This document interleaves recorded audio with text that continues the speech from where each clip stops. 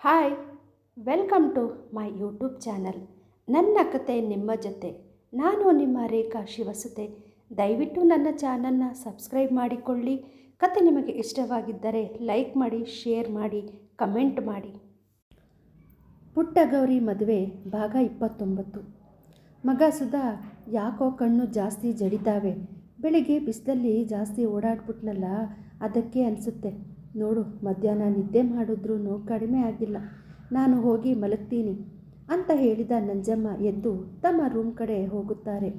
ನಂಜಮ್ಮ ಆ ಕಡೆ ಹೋಗುತ್ತಿದ್ದಂತೆ 3 ಜನ ತಮ್ಮ ಹೆಬ್ಬೆರಳು ತೋರಿಸಿ ಸಕ್ಸಸ್ ಎನ್ನುತ್ತಾರೆ. ಸುಧಾ ಮೆಲ್ಲಗೆ ಅಂತ ಅಂದ ಮೇಲೆ ಅಪ್ಪ ಮಗ ಇಬ್ಬರು ವಾಯ್ಸ್ ಕಡಿಮೆ ಮಾಡುತ್ತಾರೆ. ಇಲ್ಲೇ ಇರಿ, ಹೊರಗೆ ನೋಡ್ಕೊಂಡು ಬರ್ತೀನಿ ಅಂತ ಹೇಳಿದ ಸುಧಾ ಹೊರಗೆ ಬಂದು ನೋಡಲು ಕೆಲಸದ ಆಳುಗಳು ಸಹ ಆಗಲೇ ನಿದ್ದೆ ಹೋಗಿರೋದನ್ನು ಕಂಡು ತಮ್ಮ ಕೆಲಸ ಈಸಿ ಆಯಿತು ಅಂತ ಅಂದುಕೊಂಡು ಒಳಗಡೆ ಬರುತ್ತಾಳೆ. ಇಬ್ಬರು ಮಲಗಿ ಚೆನ್ನಾಗಿ ನಿದ್ದೆ ಮಾಡ್ತಾ ಇದ್ದಾರೆ. ಈಗ ಟೈಮು 9 ಗಂಟೆ.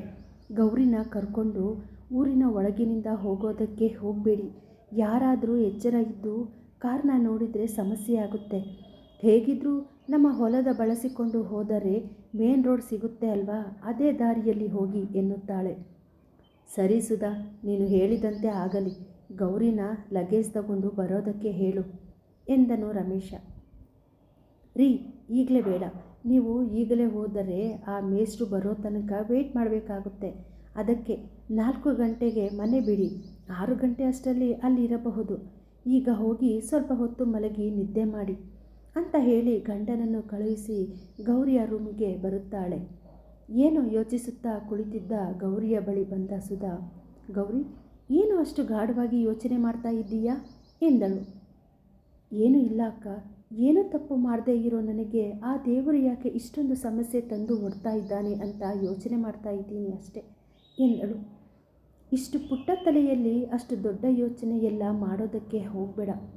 ನೀನು ಒಂದು ಸಾಂಗ್ ಕೇಳಿದ್ದೆ ಅಲ್ವಾ, ಹುಳಿಪೆಟ್ಟು ಬೀಳುವ ಕಲ್ಲೇ ಶಿಲೆಯಾಗಿ ನಿಲ್ಲುವುದು ಅಂತ. ಹಾಗೆ ನೀನು ಈಗ ಎಷ್ಟು ಕಷ್ಟಪಡ್ತಾ ಇದ್ದೀಯೋ ಮುಂದೆ ಅಷ್ಟೇ ಒಳ್ಳೆಯದಾಗುತ್ತೆ. ಏನೇ ಕಷ್ಟ ಸಮಸ್ಯೆ ಬಂದ್ರೂ ಅದನ್ನು ಧೈರ್ಯವಾಗಿ ಎದುರಿಸು. ಮುಂದೆ ನಿನಗೆ ಒಳ್ಳೆಯದಾಗುತ್ತೆ. ಈಗ ಸ್ವಲ್ಪ ಹೊತ್ತು ಮಲಗಿ ನಿದ್ದೆ ಮಾಡು. 4 ಗಂಟೆಗೆ ನಿನ್ನ ಭಾವ ನಿನ್ನನ್ನು ಕರ್ಕೊಂಡು ಹೋಗ್ತಾರೆ. ಹಾಗೆ ತಗೋ ಇದನ್ನು ಅಂತ ಹೇಳಿ ಗೌರಿ ಕೈಗೆ ಸ್ವಲ್ಪ ಹಣ ಮತ್ತು ಒಂದು ಬಾಕ್ಸನ್ನು ಕೊಡುತ್ತಾಳೆ. ಏನಕ್ಕ ಇದು ಎನ್ನಲು, ನಿನ್ನ ಖರ್ಚಿಗೆ ಬೇಕಾಗಬಹುದು, ಇಟ್ಕೋ. ಹಾಗೆ ಇದು ಮೊಬೈಲ್, ಮುಂದೆ ನಿನಗೆ ಯೂಸ್ ಆಗಬಹುದು. ಇವತ್ತು ನಿನ್ನ ಭಾವನ ಕೈಯಿಂದ ತರಿಸ್ದೆ. ಬೆಂಗಳೂರಿಗೆ ಹೋಗ್ತಾ ಇದೆಯಾ? ಅಲ್ಲಿನ ಪರಿಸ್ಥಿತಿ ಹೇಗಿರುತ್ತೋ ಏನೋ ಗೊತ್ತಿಲ್ಲ. ಇದು ನಿನ್ನ ಸೇಫ್ಟಿಗೆ ಇರಲಿ ಅಂತ ಅಷ್ಟೆ. ಅಲ್ಲಿಗೆ ಹೋದ್ಮೇಲೆ ಮೇಸ್ಟ್ರಿಗೆ ಹೇಳಿ ಒಂದು ಸಿಮ್ ತರಿಸಿಕೊಂಡು ಬಿಡು. ನಿನ್ನ ಭಾವ ಬರೋ ಅರ್ಜೆಂಟಲ್ಲಿ ಸಿಮ್ ತರೋದನ್ನು ಮರ್ತಿದ್ದಾರೆ. ಬೇಕಿದ್ರೆ ನಾನು ಮೇಸ್ಟ್ರಿಗೆ ಕಾಲ್ ಮಾಡಿ ಹೇಳ್ತೀನಿ ಎಂದಳು. ಆಗ ಗೌರಿ, ಅಕ್ಕ, ನಾನು ನಿಜವಾಗ್ಲೂ ನಿನ್ನಂಥ ಅಕ್ಕನ ಪಡೆಯೋದಕ್ಕೆ ತುಂಬ ಅದೃಷ್ಟ ಮಾಡಿದ್ದೇನೆ. ಯಾಕಂದರೆ ಈಗಿನ ಕಾಲದಲ್ಲಿ ವಾರಗಿತ್ತಿಯರು ಅಂದರೆ ಒಬ್ಬರನ್ನು ಕಂಡರೆ ಒಬ್ಬರಿಗೆ ಆಗುವುದೇ ಇಲ್ಲ. ಅಂಥದ್ರಲ್ಲಿ ನೀವು ನನ್ನನ್ನು ನಿಮ್ಮ ಸ್ವಂತ ತಂಗಿಗಿಂತ ಚೆನ್ನಾಗಿ ನೋಡ್ಕೋತಾ ಇದ್ದೀರಾ. ಇಷ್ಟೊಂದು ದೊಡ್ಡ ರಿಸ್ಕ್ ತಗೊಂಡು ಓದೋದಕ್ಕೆ ಸಹಾಯ ಮಾಡ್ತಾ ಇದ್ದೀರಾ. ಈ ನಿಮ್ಮ ಋಣನ ಎಷ್ಟು ಜನ್ಮ ಎತ್ತಿದರೂ ತೀರಿಸುವುದಕ್ಕೆ ಆಗೋದಿಲ್ಲ ಅಕ್ಕ ಎಂದಳು. ನೋಡು ಗೌರಿ, ಋಣ ಗಿಣ ಅಂತ ಎಲ್ಲ ಮಾತಾಡೋದಕ್ಕೆ ಹೋಗಬೇಡ. ನಾನು ನಿನಗೆ ಸಹಾಯ ಅಂತ ಮಾಡ್ತಾ ಇಲ್ಲ, ನನ್ನ ಕರ್ತವ್ಯ ಅಂತ ತಿಳ್ಕೊಂಡು ಮಾಡ್ತಾ ಇದ್ದೀನಿ. ನಿನಗೆ ಏನೇ ಕಷ್ಟ ಬಂದ್ರೂ ಏನೇ ಸಮಸ್ಯೆ ಬಂದರೂ ಈ ನಿನ್ನ ಅಕ್ಕ ನಿನ್ನ ಪಾಲಿಗೆ ಇದ್ದಾಳೆ ಅನ್ನೋದನ್ನು ಮರಿಬೇಡ. ಈಗ ಇಲ್ಲದೆ ಇರೋದನ್ನು ಚಿಂತೆ ಮಾಡಿ ಮನಸ್ಸು ಹಾಳು ಮಾಡ್ಕೋಬೇಡ. ಮಲಗಿ ಚೆನ್ನಾಗಿ ನಿದ್ದೆ ಮಾಡು. ಮುಂದಿನ ಸಾರಿ ನೀನು ನನ್ನ ಮುಂದೆ ಬರಬೇಕಾದ್ರೆ ಜೀವನದಲ್ಲಿ ಏನಾದರೂ ಸಾಧನೆ ಮಾಡಿಯೇ ಬರಬೇಕು. ಹಾಗೆ ಮಾಡಿದರೆ ಮಾತ್ರ ನಾವು ಇಷ್ಟೆಲ್ಲ ಕಷ್ಟಪಟ್ಟಿರೋದಕ್ಕೂ ಸಾರ್ಥಕ ಆಗುತ್ತೆ ಎಂದಳು ಸುಧಾ. ಖಂಡಿತ ಅಕ್ಕ, ನಿಮ್ಮ ಕಷ್ಟಕ್ಕೆ ಪ್ರತಿಫಲ ನಾನು ಕೊಟ್ಟೇ ಕೊಡ್ತೀನಿ ಎಂದು ದೃಢವಾಗಿ ನುಡಿದಳು. ಸರಿ, ಇದನ್ನೆಲ್ಲ ನಿನ್ನ ಬ್ಯಾಗಲ್ಲಿ ಇಟ್ಕೊ, ಮಲ್ಕೋ. ಜಾಸ್ತಿ ನಿದ್ದೆಗೆಡೋದಕ್ಕೆ ಹೋಗಬೇಡ ಎಂದಳು. ಅಷ್ಟರಲ್ಲಿ ಜಾನಕಮ್ಮನಿಂದ ಕಾಲ್ ಬರುವುದನ್ನು ನೋಡಿ, ನೋಡು, ನಿನ್ನ ತಾಯಿ ಫೋನ್ ಮಾಡ್ತಾ ಇದ್ದಾರೆ, ಮಾತಾಡು ಅಂತ ಹೇಳಿ ಫೋನನ್ನು ಗೌರಿಯ ಕೈಗೆ ಕೊಡುತ್ತಾಳೆ ಸುಧಾ. ಗೌರಿ ಹಲೋ ಎನ್ನುತ್ತಿದ್ದಂತೆ ಆ ಕಡೆಯಿಂದ ಜಾನಕಮ್ಮ, ಮಗ ಗೌರಿ, ನಿನ್ನ ತಾಯಿಯಾಗಿ ನಿನಗೆ ಇಷ್ಟೇ ಸಹಾಯ ಮಾಡೋಕ್ಕೆ ಆಗ್ತಾ ಇರೋದು. ದಯವಿಟ್ಟು ನೀನು ಬೆಂಗಳೂರಿಗೆ ಹೋದ್ಮ್ಯಾಕೆ ನಿನ್ನ ಓದು ಮುಗಿಯೋ ತನಕ ಈ ಕಡೆ ತಿರುಗಿ ನೋಡಬೇಡ. ಒಂದು ವೇಳೆ ನೀನು ಈ ಕಡೆ ಬಂದರೆ ನಿನ್ನ ಅತ್ತೆ ಅಪ್ಪ ಸೇರಿಕೊಂಡು ಮತ್ತೆ ನೀನು ಓದೋದಕ್ಕೆ ಆಗದೇ ಇರೋ ಥರ ಮಾಡಿಬಿಡ್ತಾರೆ. ನಾನು ಹೇಳಿದ್ದು ಗೆಪ್ತಿಗೆ ಮಡಿಕ. ನೀನೇ ಫೋನ್ ಮಾಡೋಕ್ಕೆ ಹೋಗಬೇಡ. ಸಮಯ ಸಂದರ್ಭ ನೋಡಿಕೊಂಡು ನಾನೇ ಫೋನ್ ಮಾಡ್ತೀನಿ. ಹುಷಾರು ಕಣ್ಮಗ. ಮೇಷ್ಟ್ರು ಕೈಗೆ ಚೆಕ್ಕಿಗೆ ಸೈನ್ ಮಾಡಿ ಕೊಟ್ಟಿವ್ನಿ. ಒಂದು ಸಾಲಕ್ಕಿಲ್ಲ ಅಂತ 3 ಚೆಕ್ಕಿಗೆ ಸೈನ್ ಮಾಡಿವ್ನಿ.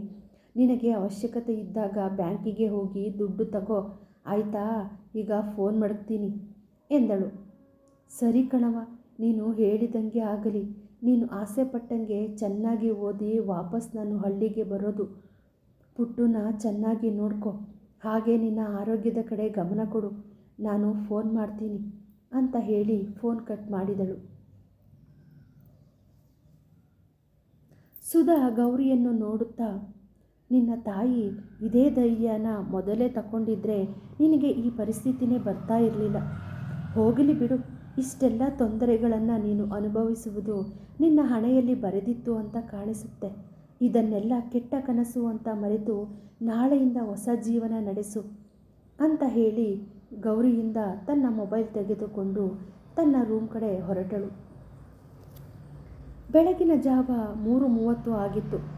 ಅಲಾರಾಮ್ ಇಟ್ಟುಕೊಂಡಿದ್ದ ಸುಧಾ ಎಚ್ಚರಗೊಂಡು ಗಂಡನನ್ನು ಎದ್ದೇಳಿಸಿ ಗೌರಿಯನ್ನು ಏಳಿಸಲು ಬಂದಳು. ಗೌರಿ ಅಷ್ಟರಲ್ಲಾಗಲೇ ಸ್ನಾನ ಮುಗಿಸಿ ಅವಳ ಕೋಣೆಯಲ್ಲಿ ಇದ್ದ ದುರ್ಗೆಯ ಫೋಟೋಗೆ ಕೈ ಮುಗಿಯುತ್ತಾ ನಿಂತಿದ್ದಳು. ಗೌರಿಯ ರೂಮಿಗೆ ಬಂದ ಸುಧಾ ಅವಳನ್ನು ಕಂಡು, ಗೌರಿ, ಆಗಲೇ ಎದ್ಬಿಟ್ಟಿದೀಯಾ? ನಿನ್ನ ಏಳಿಸೋಣ ಅಂದ್ಕೊಂಡೇ ಬಂದೆ. ಸರಿ ಇರು, ಕಾಫಿ ಮಾಡಿಕೊಂಡು ತರ್ತೀನಿ. ಕಾಫಿ ಕುಡಿದು ಹೊರಡೋರಂತೆ ಅಂತ ಹೇಳಿ ಅಡುಗೆ ಮನೆಯಲ್ಲಿ ಜಾಸ್ತಿ ಸದ್ದಾಗದಂತೆ ಕಾಫಿ ಮಾಡಿ ಗಂಡನಿಗೂ ಗೌರಿಗೂ ತಂದು ಕೊಡುತ್ತಾಳೆ. ಅದೇ ಸಮಯಕ್ಕೆ ಶೇಖರ್ ಕೂಡ ನಂಜಮ್ಮನಿಗೆ ಎಚ್ಚರವಾಗದಂತೆ ನೋಡಿಕೊಂಡು ಹೊರಗೆ ಎದ್ದು ಬರುತ್ತಾರೆ. ಹೊರಡಲು ತಯಾರಾಗಿ ನಿಂತಿದ್ದ ಸೊಸೆಯನ್ನು ಕಂಡು ಪ್ರೀತಿಯಿಂದ ಅವಳ ತಲೆ ಸವರುತ್ತಾ, ನಮ್ಮೆಲ್ಲರ ಆಸೆಯಂತೆ ನೀನು ಓದೋದಕ್ಕೆ ಹೋಗ್ತಾ ಇದೀಯಾ. ಜೀವನದ ಕಷ್ಟಗಳನ್ನೆಲ್ಲ ನುಂಗಿ ಏನಾದರೂ ಸಾಧಿಸಿ ಮುಂದೆ ಬಾ ಮಗಳೇ ಅಂತ ಹೇಳಿ ಅವಳ ಕೈಗೆ ಶೇಖರ್ ಕೂಡ ಹಣ ಕೊಡುತ್ತಾರೆ. ಆಗ ಗೌರಿ, ಅಯ್ಯೋ ಮಾವ ಬೇಡ, ಅಕ್ಕ ಕೊಟ್ಟಿದ್ದಾರೆ ಎನ್ನಲು, ಪರವಾಗಿಲ್ಲ ಗೌರಿ, ಇಟ್ಕೋ. ಸಮಯ ಸಂದರ್ಭ ಹೇಗಿರುತ್ತೋ ಹೇಳೋದಕ್ಕೆ ಆಗೋದಿಲ್ಲ. ಆಮೇಲೆ ಒಂದು ಮಾತು, ಬೆಂಗಳೂರಿಗೆ ಹೋಗ್ತಾ ಇದ್ದೀಯಾ, ಹುಷಾರು.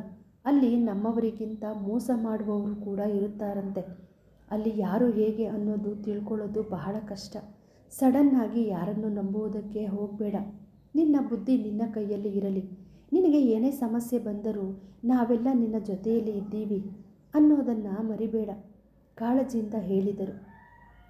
ಸರಿ ಮಾವ, ನನಗೆ ಆಶೀರ್ವಾದ ಮಾಡಿ ಅಂತ ಹೇಳಿದ ಗೌರಿ ಅವರ ಕಾಲಿಗೆ ನಮಸ್ಕಾರ ಮಾಡಿ ಆಶೀರ್ವಾದ ತೆಗೆದುಕೊಂಡಳು. ಎದ್ದೇಳಮ್ಮ, ನನ್ನ ಆಶೀರ್ವಾದ ಯಾವಾಗಲೂ ನಿನಗೆ ಇದ್ದೇ ಇರುತ್ತೆ. ಆ ತಾಯಿ ದುರ್ಗಾ ಪರಮೇಶ್ವರಿ ನಿನ್ನ ಎಲ್ಲ ಕಷ್ಟಗಳಲ್ಲೂ ನಿನ್ನ ಜೊತೆಯಾಗಿ ಇರಲಿ. ತಗೋ ಈ ವಿಗ್ರಹ. ನಿನ್ನೆ ಚಾಮುಂಡೇಶ್ವರಿ ಬೆಟ್ಟಕ್ಕೆ ನನ್ನ ಸ್ನೇಹಿತರು ಹೋಗಿದ್ದರು. ಅವರಿಗೆ ಹೇಳಿ ತರಿಸಿದ್ದೆ. ನಿನಗೆ ಏನೇ ಕಷ್ಟ ಬಂದರೂ ಈ ತಾಯಿನ ನೆನೆಸ್ಕೊ ಅಂತ ಹೇಳಿ ತಾಯಿ ದುರ್ಗೆಯ ವಿಗ್ರಹವನ್ನು ಅವಳ ಕೈಗೆ ಕೊಡುತ್ತಾರೆ. ಅದನ್ನು ಕಣ್ಣಿಗೆ ಹೊತ್ತಿಕೊಂಡು ತನ್ನ ಬ್ಯಾಗಿಗೆ ಒಳಗಡೆ ಇಟ್ಟುಕೊಳ್ಳುತ್ತಾಳೆ. ಸರಿಯಪ್ಪ, ನಾವಿನ್ನು ಹೊರಡ್ತೇವೆ, ಆಗಲೇ 4 ಗಂಟೆ ಆಗೋಯ್ತು ಅಂತ ಹೇಳಿ ರಮೇಶ್ ಗೌರಿಯನ್ನು ಕರೆದುಕೊಂಡು ಹೊರಡುತ್ತಾನೆ. ಹೊರಡುವ ಸಮಯದಲ್ಲಿ ಮತ್ತೊಂದು ಸಾರಿ ಸುಧಾನ ತಬ್ಬಿ ಅಳುತ್ತಾ, ಅಕ್ಕ, ನಾನಿನ್ನ ಬರ್ತೀನಿ ಅಂತ ಹೇಳಿ ಅಲ್ಲಿಂದ ಹೊರಡುತ್ತಾಳೆ. ಇವರು ಬರುವ ಸಮಯಕ್ಕೆ ಶಾಮಣ್ಣ ಮೇಷ್ಟ್ರು ಇವರಿಗಾಗಿಯೇ ಕಾಯುತ್ತಾ ಬಸ್ ಸ್ಟ್ಯಾಂಡಲ್ಲಿ ಕುಳಿತಿದ್ದರು. ಕಾರಿನಿಂದ ಇಳಿದು ಮೇಷ್ಟ್ರಿಗೆ ಫೋನ್ ಮಾಡಿದನು ರಮೇಶ್ ಅವರೇ, ನಾನು ಇಲ್ಲೇ ಬಸ್ ಸ್ಟ್ಯಾಂಡ್ ಹತ್ರ ಒಳಗಡೆ ಇದ್ದೀನಿ, ಹೊರಗೆ ಬರ್ತಾ ಇದ್ದೀನಿ ಇರಿ ಅಂತ ಹೇಳಿ ಬಸ್ ಸ್ಟ್ಯಾಂಡಿಂದ ಹೊರಗೆ ಬಂದರು. ಅದು ಗೌರ್ಮೆಂಟ್ ಬಸ್ ಸ್ಟ್ಯಾಂಡ್ ಆದ ಕಾರಣ ಖಾಸಗಿ ವಾಹನಗಳಿಗೆ ಪ್ರವೇಶ ಇರಲಿಲ್ಲ. ಹೊರಗೆ ಬಂದವರಿಗೆ ಕಾರಿನ ಹತ್ತಿರ ರಮೇಶ್ ಮತ್ತು ಗೌರಿ ನಿಂತಿರೋದನ್ನು ಕಂಡು ಅವರ ಬಳಿಗೆ ಬರುತ್ತಾರೆ. ಇನ್ನೇನು ಬಸ್ಸು ಬರುತ್ತಂತೆ, ನಾವು ಹೊರಡುತ್ತೇವೆ, ನಿಮಗೂ ಪಾಪ ಸಮಯ ಆಗಬಹುದು, ಹೊರಡಿ ಎಂದರು. ಒಂದು ನಿಮಿಷ ಮೇಷ್ಟ್ರೆ ಅಂತ ಹೇಳಿದ ರಮೇಶ ಅಲ್ಲೇ ಪಕ್ಕದಲ್ಲಿ ಆಗತಾನೆ ಓಪನ್ ಆಗುತ್ತಿದ್ದ ಹಣ್ಣಿನ ಅಂಗಡಿ ಹತ್ತಿರ ಬಂದು ಒಂದಷ್ಟು ಹಣ್ಣುಗಳನ್ನು ತೆಗೆದುಕೊಂಡು ಬೇಕರಿಗೆ ಬಂದು ಅಲ್ಲೂ ಒಂದಷ್ಟು ತಿಂಡಿ ತಿನಿಸುಗಳನ್ನು ತೆಗೆದುಕೊಂಡು ಬಂದು ಗೌರಿಯ ಕೈಗೆ ಕೊಡುತ್ತಾನೆ. ಸರಿ ಸರ್, ನಾನಿನ್ನು ಹೊರಡ್ತೀನಿ. ನನ್ನ ತಾಯಿ ಎಚ್ಚರ ಆಗುವಷ್ಟರಲ್ಲಿ ನಾನು ಅಲ್ಲಿರಬೇಕು. ಇಲ್ಲ ಅಂತ ಅಂದರೆ ನನ್ನ ಮೇಲೆ ಅನುಮಾನ ಬರುತ್ತೆ ಎಂದನು ರಮೇಶ. ಸರಿ ರಮೇಶ್, ನೀವಿನ್ನು ಹೊರಡಿ. ಬೆಂಗಳೂರು ತಲುಪಿದ ಮೇಲೆ ನಿಮಗೆ ಮೆಸೇಜ್ ಮಾಡ್ತೀನಿ ಅಂತ ಹೇಳಿ ಗೌರಿಯನ್ನು ಕರೆದುಕೊಂಡು ಬಸ್ ಸ್ಟ್ಯಾಂಡ್ ಒಳಗಡೆ ಹೋಗುತ್ತಾರೆ ಶಾಮಣ್ಣ ಮೇಷ್ಟ್ರು. ಅವರು ಒಳಗೆ ಹೋಗುವ ಹೊತ್ತಿಗೆ ಬೆಂಗಳೂರು ಕಡೆ ಹೋಗುವ ಬಸ್ ಬಂದು ನಿಂತಿತ್ತು. ಬೆಳಗಿನ ಜಾವ ಅಷ್ಟೊಂದು ರಶ್ ಇರದ ಕಾರಣ ಇಬ್ಬರಿಗೂ ಕುಳಿತುಕೊಳ್ಳಲು ಸೀಟ್ ಕೂಡ ಸಿಕ್ಕಿತು. ಇತ್ತ ರಮೇಶ್ ಗೌರಿಯನ್ನು ಬಿಟ್ಟು ಆದಷ್ಟು ಫಾಸ್ಟ್ ಆಗಿ ಡ್ರೈವ್ ಮಾಡಿಕೊಂಡು ಬಂದನು. ಯಾಕಂದರೆ ತಾಯಿ 6 ಗಂಟೆಗೆಲ್ಲ ಎದ್ದು ಬಂದು ಬಿಡುತ್ತಿದ್ದಳು. ಹೊರಗೆ ಮಲಗುತ್ತಿದ್ದ ಕೆಲಸದ ಆಳು ಕೂಡ 6 ಗಂಟೆ ಅಷ್ಟರಲ್ಲಿ ಎಲ್ಲ ತನ್ನ ಕೆಲಸ ಶುರು ಮಾಡಿ ಬಿಡುತ್ತಿದ್ದರು. ಇಬ್ಬರಲ್ಲಿ ಯಾರಾದರೂ ಒಬ್ಬರು ನೋಡಿದರೂ ಕೂಡ ಸಮಸ್ಯೆ ಆಗುತ್ತದೆ ಅಂತ ತಿಳಿದು ಬೇಗನೆ ಮನೆ ಕಡೆ ಬಂದಿದ್ದ. ಆದರೂ ಮನೆ ಕಡೆ ಬರುವಷ್ಟರಲ್ಲಿ 7 ಗಂಟೆ ಆಗಿತ್ತು. ಮನೆ ಒಳಗಡೆ ಹೋಗುವಷ್ಟರಲ್ಲಿ ನಂಜಮ್ಮನ ಕೂಗಾಟ ಹೊರಗಿನವರೆಗೂ ಕೇಳಿಸುತ್ತಿತ್ತು. ಹಾಗಿದ್ದರೆ ನಂಜಮ್ಮನಿಗೆ ಗೌರಿ ಮನೆಯಿಂದ ಹೊರಟು ಹೋಗಿರೋದು ತಿಳಿಯಿತಾ? ವೀಕ್ಷಿಸಿ ಮುಂದಿನ ಸಂಚಿಕೆಯಲ್ಲಿ. ಕತೆ ಮುಂದುವರಿಯುತ್ತದೆ.